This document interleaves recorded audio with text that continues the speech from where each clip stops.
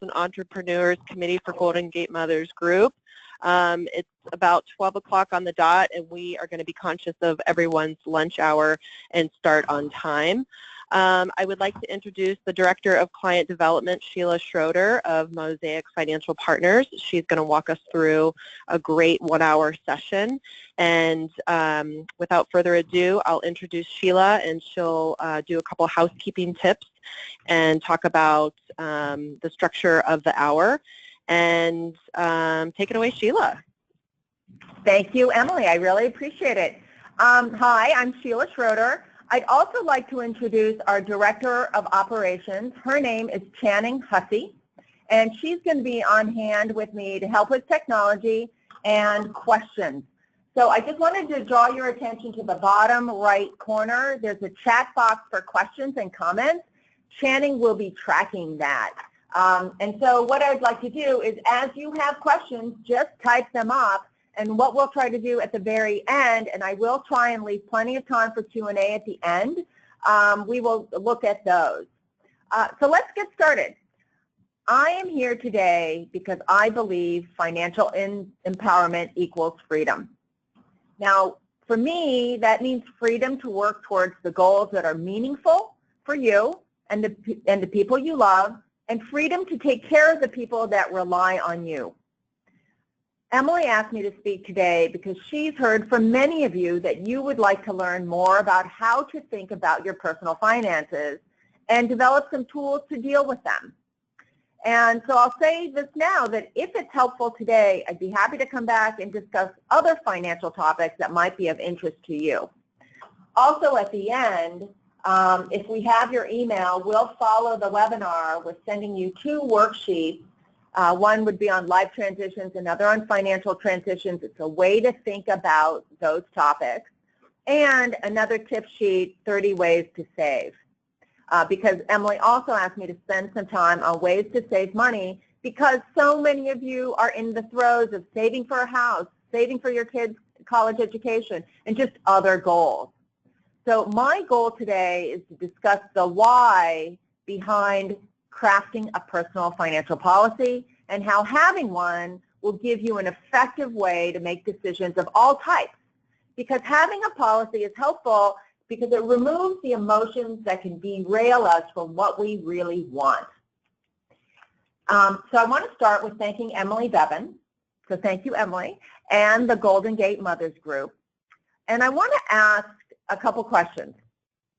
Are you on track to hit a special savings goal? Or are you here because you want to be able to have a deeper financial conversation with the people that are important to you, your parents? You know, you want to maybe talk to them about their retirement, or can they afford long-term care? Do they have long-term care? Or maybe you want to talk to your siblings about a potential inheritance or a potential liability. Or do you want to be able to have more engaged financial discussions with your partner? Or are you here because you want to have a plan and you want to know how to do it? So whether all 3 or any one of those are your questions, I want to share the tools to help you navigate toward those goals. All right, so I hope you're all ready. And I think the way to think about it is that policies are intended to help us translate our goals into concrete decisions and actions. Think about this. How would it feel to know that you have a plan and a response to deal with any financial decision? So let's start with what a financial policy is not. Policies are not simply values, observations, goals and aspirations, action items, or implementation. However, those in combination can lead to or flow from a policy. And being clear about your values, observations, goals, and action items is a very important precursor to making an effective decision when you are in the moment. And your goals can include saving for a house, saving for an education, yours or someone else's. Or let's say you want to take a trip around the world and take 6 months off from your job. Or you're thinking, you know what, I want to get started early on my retirement. Or let's say you're on a committee that's really meaningful for you, a nonprofit committee, And giving to that charitable cause is something you believe in and you want to plan for. And so, again, having a financial policy can help you do that. Now let's go to sort of examples. What I want to do is break this into smaller bits and then discuss sort of the number one thing that makes a difference. We'll get to that in the end. But in terms of what is an example of a policy, I will share a personal story. So I'm in a mixed marriage. My husband is Catholic, I am Presbyterian, and my husband wanted to get married in the Catholic Church. Well, to get married in the Catholic Church, you have to go through something called pre-Cana. So pre-Cana is the Catholic version of premarital counseling. And full disclosure, I was kind of resistant. I don't know, I didn't get it. But it was important to my husband, so we went. And I will say, we've been together over 20 years now. It was fantastic. And what it did for us is it really created this policy for us on how to discuss any number of things. You fill out all these questionnaires on what are you thinking about financially, what are you thinking about in terms of children, what are you thinking about in terms of life goals. And for us, because of the work we did around the finances, we've never had an argument. We've never had a financial argument. We're very much on the same page. And we can often say when we do have a disagreement, we can say to each other, remember, this is our goal. This is why we talked about it. This is how we talked about it. And it gives us this framework. So that is an example of how a policy has provided us a structure for not having an argument, but how to move forward. So what I'm hoping to do over the next 30 or 40 minutes is a way to walk you through a way to create a plan. And that is what I'm hoping that you'll get out of this webinar, is how to create a policy that will allow you to have more of what you value in life. What I have found about having a policy is that when you have one and you decide, for example, you know what, I am saving because my child needs tutoring. And then all of a sudden when you're in line at Starbucks about ready to spend $5 on a latte, you have a vision of, you know what, that tutoring is $125 an hour or more. That's more important to me. You know what, I'm not going to have that coffee, and you step out of line. And then all of a sudden you have this vision of the win, right? Tutoring or piano lessons or saving for a down payment, and it's not a sacrifice. All of a sudden it becomes just a different thing. So what you have in front of you now is how to think about it. First, what is the value? You know, we think a good college education is essential for our kids to lead a good life. What is the goal? We want our kids to attend college and we want to help pay for it. What's the policy? We will consistently save money to fund our children's education, and we will maintain sufficient life insurance to pay for our children's education. How are we going to do that? The action item. We're going to commit to saving X dollars per month in a 529 plan to cover the cost of a state school. We will purchase a 20-year term life insurance policy in the amount of X to cover that in case something happens to one of us and we can't do that. You can see how if you look at value, we would like to buy a house in a nice neighborhood because we think it would be good for our life and our children. The goal, we want to buy a house. The policy, we're going to consistently save money so that we can achieve a 20% down payment. And by the way, if you buy a house, you probably do want to have life insurance in case one of the breadwinners passes away and you can continue the mortgage. What's the action item? How are we going to save for that house? Well, we're going to save X amount per month in a special savings account until we reach our goal, etc. So once you start to have that, you can apply it to pretty much anything, whether it is college education, retirement, saving for a first home, etc. All right. Creating positive change to negative behavior. One of the issues that has come up, especially in the Bay Area, is some people have done significantly better than they ever expected, for example. And sometimes money can be a burden, whether it's sudden wealth, an inheritance, or you've done really, really well for yourself, and other people, whether it's your family or charitable causes, are coming out of the woodwork asking you for money. And having a policy can help you deal with that change. So you have all this wonderfulness happening in your life, but what's happening too as a result of that is people are coming to you asking you for financial support. So here, the observation is our family members are looking to us for financial support. The goal, we'd rather our family members learn to be fiscally responsible. Now, families coming to us for financial support, you want to be generous. You've done well.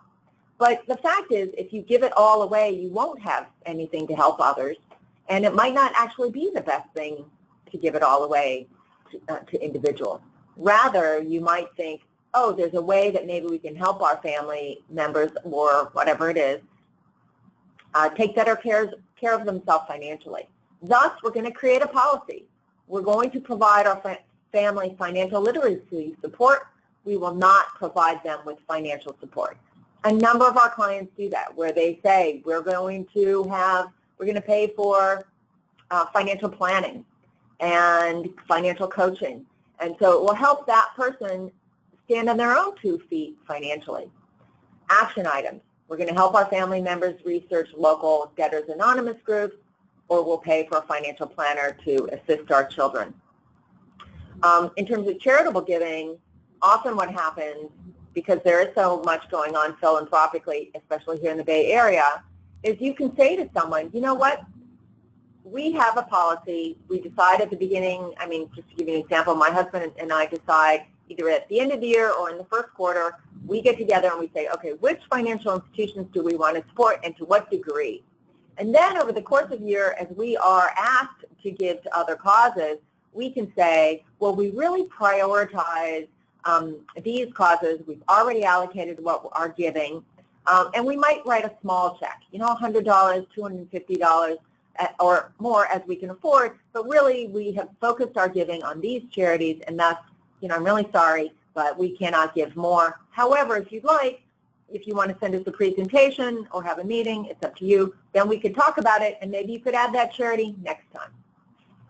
So that's just, again, a policy around negative behavior or a policy around charitable giving. Now, at the beginning I mentioned that Emily asked me to talk about ways to save. Having a financial policy and having a cash flow policy go hand in hand. Really just thinking about how are you going to actually find that money or identify that money. So having a cash flow policy is pretty straightforward. I've decided that we've decided we're going to save 10% of every paycheck. My savings will go to pay off debt first. Many people have student loans. My savings are going to go next to creating and maintaining an emergency fund equal to 6 to 12 months of living expenses. Now, 6 to 12 months is a rule of thumb. I'll just jump in on that. Depending on who you are and what your circumstances, that might need to be 3 months, that might need to be a year, that might need to be 2 years. It really depends. I put 6 to 12 months up here because that is a good rule of thumb, good best practice, good place to start. I've worked in finance my whole career. For most of my career, I had 0 job security. For me, I felt a lot better if I had a year of living expenses in cash in my account. For someone else, if you're a hotshot tech programmer and people are knocking on your door every month, 3 months might be enough for you. So again, you have to think about your personal circumstances and apply it to that. Next, once my emergency fund is full, my savings are going to go into a retirement account. There are a variety. I've listed a few up there. And until contribution limits are achieved. Each of these have contribution limits, and that depends on age, for example, and again, the rulings. Then once my retirement savings is maximized annually, I'm going to continue my savings into an after-tax opportunity fund. The opportunity fund is whatever it is important for you. Is that a new car? Is that a second home? Is that a first home? Is that your trip around the world? Whatever it is. And then windfalls. It's really important to think about a windfall. A bonus is a bonus, right? Some years you get one, others you don't. Some years they're bigger, others they're zero. So having a policy around what are we going to do when we get one? What are we going to do if our parents give us a gift or we receive an inheritance? Knowing how you're going to deal with that really can help relieve stress. And again, a good rule of thumb is to say, whatever it is, we're going to put 10% to fun, 90% to proceeding policies. Other ways to save, and again, I can send a sheet after this, but when you're thinking about ways to save, you need to think about how much you'll need. So you're going to buy a house. I think Emily told me that the average price for a house in San Francisco is $1.2 million.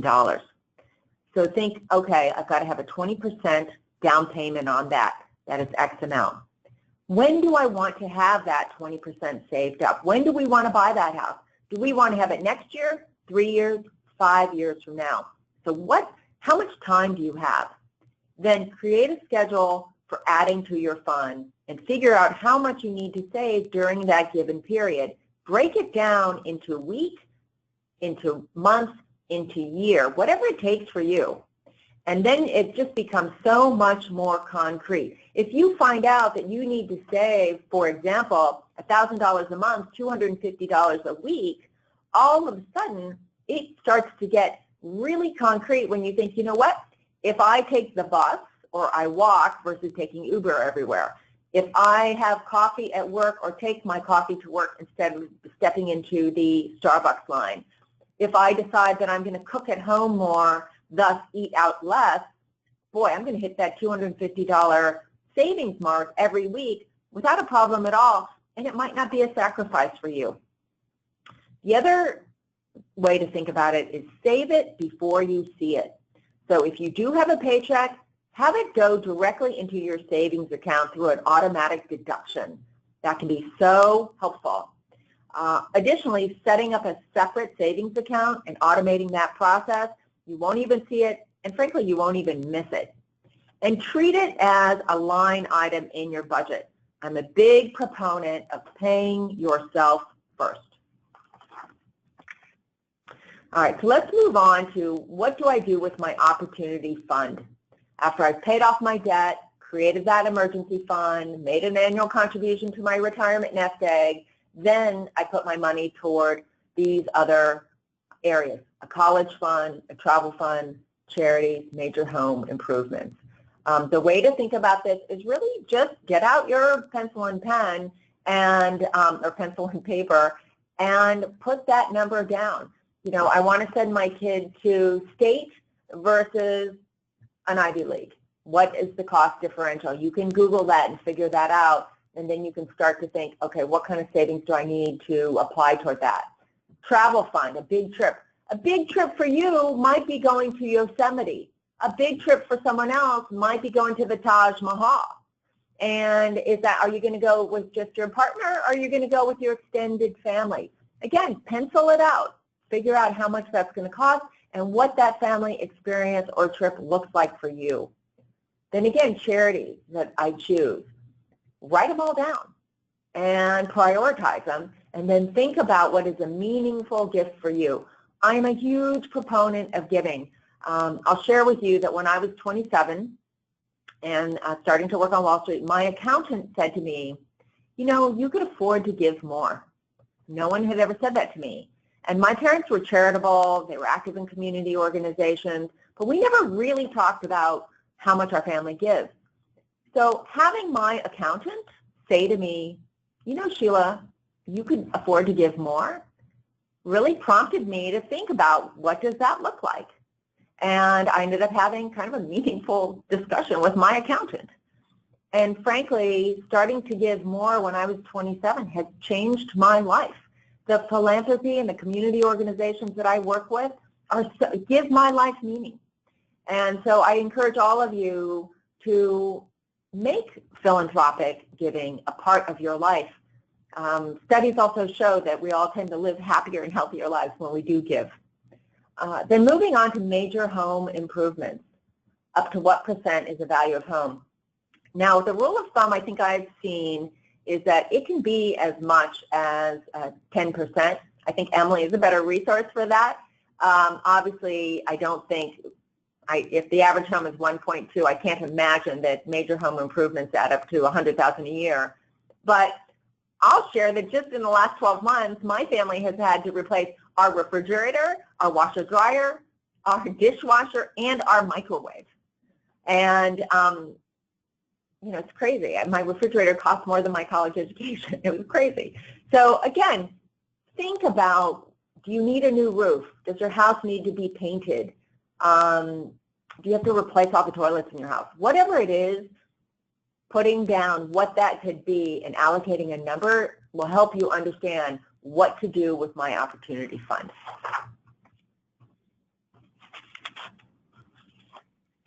Now, in terms of cash flow policy, what do I do with windfalls?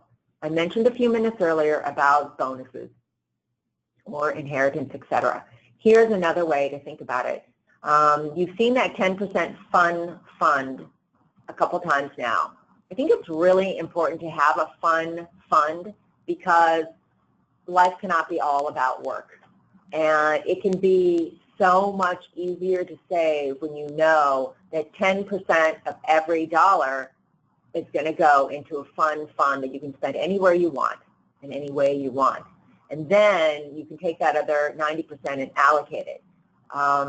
One way to think about these three buckets, the pay debt and create emergency fund, the retirement fund, the opportunity fund, is typically, for example, your IRA contribution is, if you're under 50, is $6,500, or your 401k is, I think it's $16,500. So put that number down and think about what it will take for you to max on that.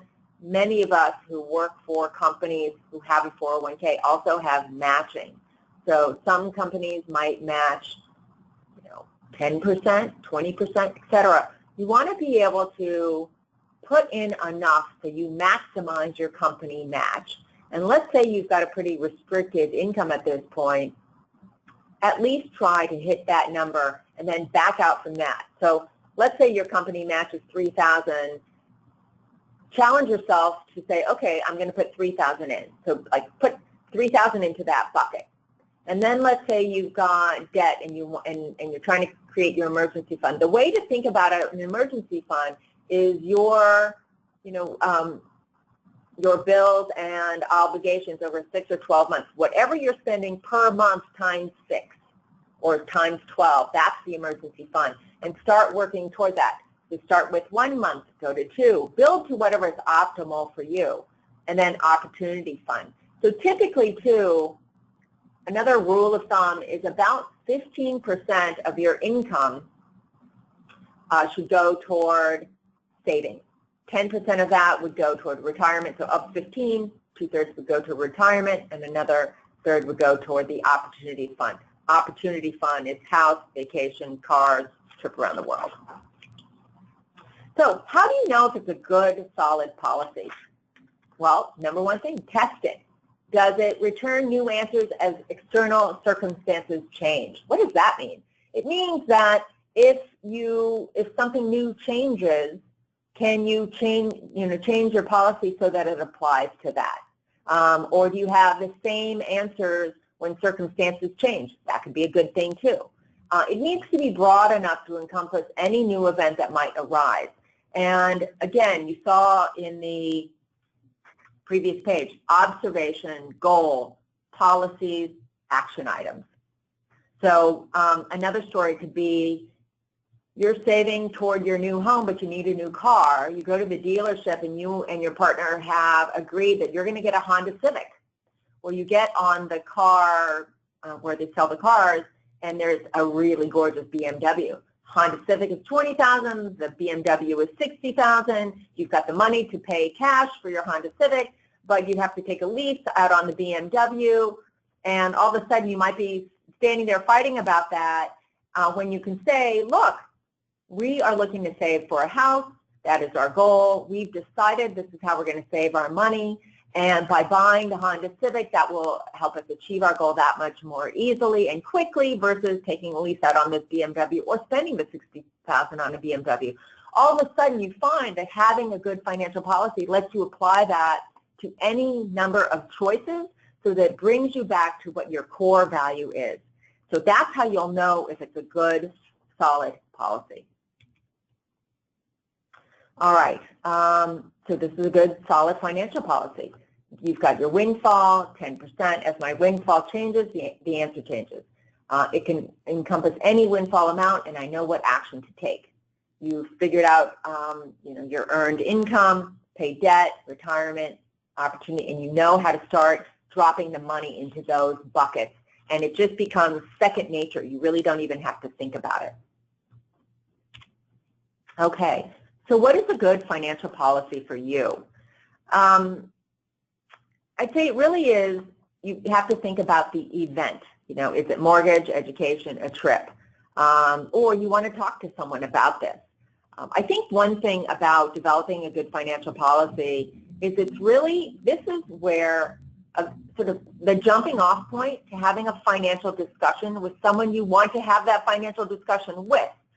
When I made the presentation to the Golden Gate Mothers Club a couple months ago, I talked about money dates. Money dates are just a money date is getting together with the person you want to talk to.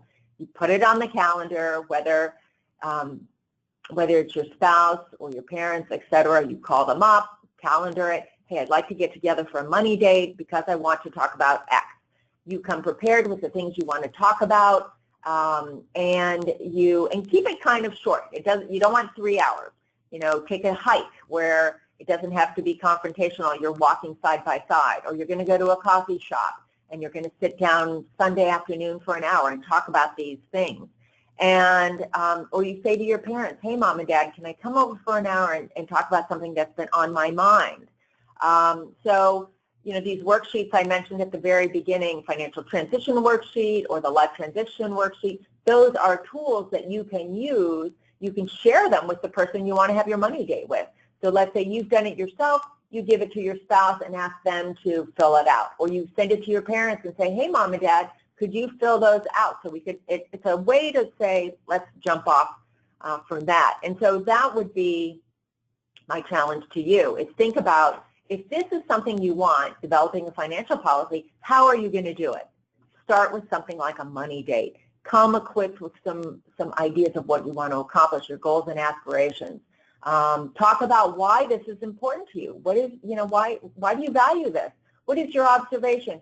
Honey, we've been talking about saving for a house, but we keep ordering out every week and we're spending $200, $300 a week on takeout or dinner out when we could be putting that toward a down payment. I'm kind of comfortable giving that up. I'm willing to do more cooking. Maybe together we could do more cooking on Sundays so that we will have that money go toward our down payment, the goal and aspiration. What action items can we take together so we can make that happen? Oh, and again, we'll cook on Sundays together instead of ordering out. Let's make that happen. How are we going to make that happen? Implementation.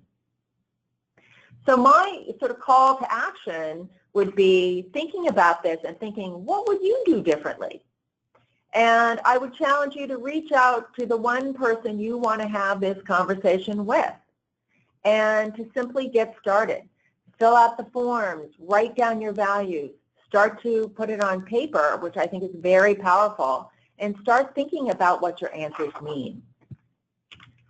Now, over the next 2 pages, you'll see these are blank. Cash flow policy. What do I do with X? So we've gone over some things that are rules of thumb. This is a blank sheet, so you can fill in what your values, what your priorities are. Then if you go to the next sheet, my personal financial policy.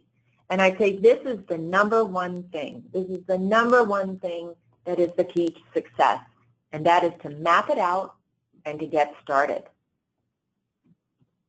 So my number is on the very front. You're welcome to give me a call if you have questions on this. Think about a money date. Look at your financial policies and challenge it with the person you want to talk about. And if you're a single person, these all apply to you. This is a way to have a conversation with yourself and with the people that are important to you.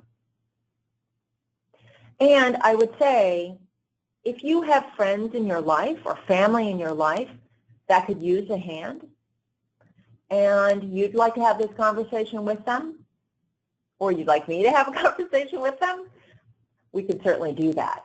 But what I hope we've accomplished during this last 30 minutes is how to think about a personal financial policy, how to create your own roadmap toward navigating your financial life. I will stop there, and if we have questions, I can answer the questions. Yes, thank you, Sheila, so much for your presentation.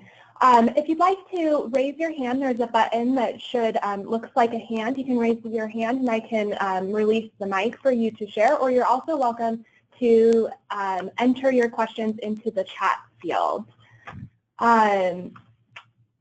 Sheila, maybe while we wait for people to compile their questions, you could share another anecdote of when a financial policy has helped one of our clients have a conversation. Okay, that's a good one. So one thing we deal with a lot is couples who have been very successful financially, and someone in the family comes to them for help, financial help. And this happens frequently. And you don't actually necessarily need to be overly financially well-to-do for someone to come to you and ask. But, for example, we had a client who wanted to help out one of her siblings. And essentially her sibling had said to her, oh, you know, you've done so well, I'm struggling, and kind of made her feel like she owed it to her. And the successful person was sort of writing her a check to cover her rent, or writing her a check when her car broke down, that sort of thing. And it just made her feel uncomfortable, not so much because she didn't want to give it to her, but she knew she was not helping her sibling by giving it to her. In a sense, she was enabling her and preventing her from living her own life and doing it herself. So this sibling happened to be an artist and had talked a long time about having a show, and you know, if she only had the time, she would be a successful artist. She could have time to paint. So what we worked with our client is, our client went to her and said, okay, every month, if you will paint a painting, I will buy it from you. And over the course of 12 months, I'll have 12 paintings. I will have paid you for them. And at the end, we can have a show, and you'll have real work that you can show to a larger audience and sell those paintings. So it's this wonderful idea of, hey, you know, I'm paying you and allowing you to try to pursue this, allowing you to pay some bills, and giving you the opportunity to pursue your craft. What happened, and if she did it, it would be a real win for her sibling. So long story short, after about 3 months, the sibling came back to her and said, you know what, I don't want to do it very much. And her sister was able to say, you know what, this is what we agreed upon. I said I would do it this way, and you know, I can't give you any more money. Another thing we could do is I'll pay for some financial planning, and she actually paid for her sister to have some debt and financial planning counseling. So again, that's one way we help our clients deal with unwanted expectations of somebody else asking them for money. Great, thank you so much, Sheila. And we have another question. Can you talk about how to tackle debt while also trying to save? Absolutely. I love this question, so thank you for asking that. The big thing to think about when you're thinking about tackling debt and trying to save is you can do both. Now, there are a lot of schools who thought about this, but this is sort of my quick and easy on tackling debt.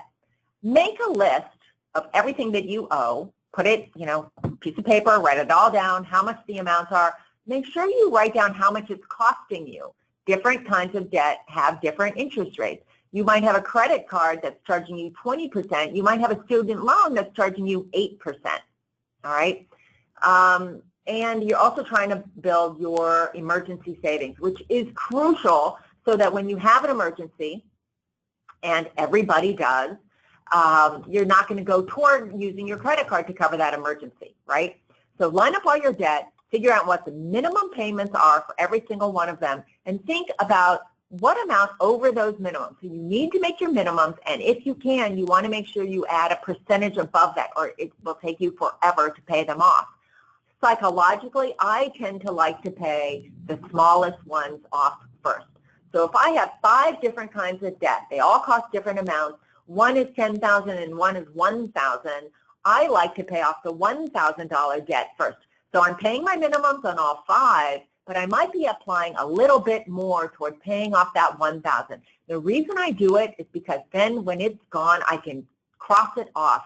Psychologically, that can be very powerful. Instead of having 5 debtors, now you have 4. So that's one way to think about tackling the debt. Pay off, make sure you make the minimums, because if you don't, that'll hurt your credit rating. But then identify 1 or 2 that if you get any sort of additional cash that you can apply, you're going to apply it to those and cross them off and pay them off faster. Then in terms of savings, at the same time, think about what absolute minimum you can put away. And frankly, I think of saving as investing in yourself. Take that money out first. And even if it's a small amount, you could even think about it this way.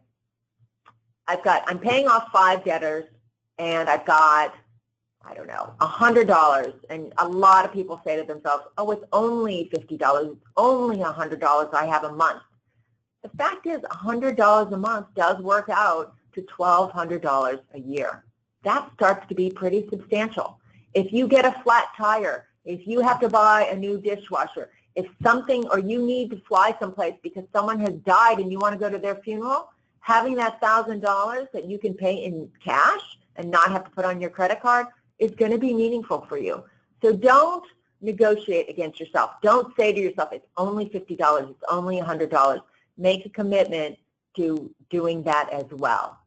I hope that helps. Thanks, Sheila.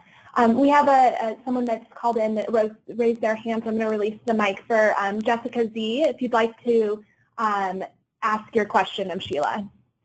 Hi, Sheila. I just wanted to find out, where's the best place to look for retirement calculators? Because I don't know what's the amount that we should have in retirement at our current ages. Okay. Thank you for asking that question. That is terrific.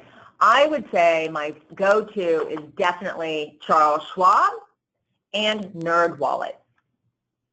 They are fantastic. And they are exactly what you just said, Jessica. It's a calculator. And you just sit there and you plug in all the numbers. And then if, let's say you decide that you want to have work optional, which is what we call it now. You want to be work optional when you're 52 instead of 65. You plug that in.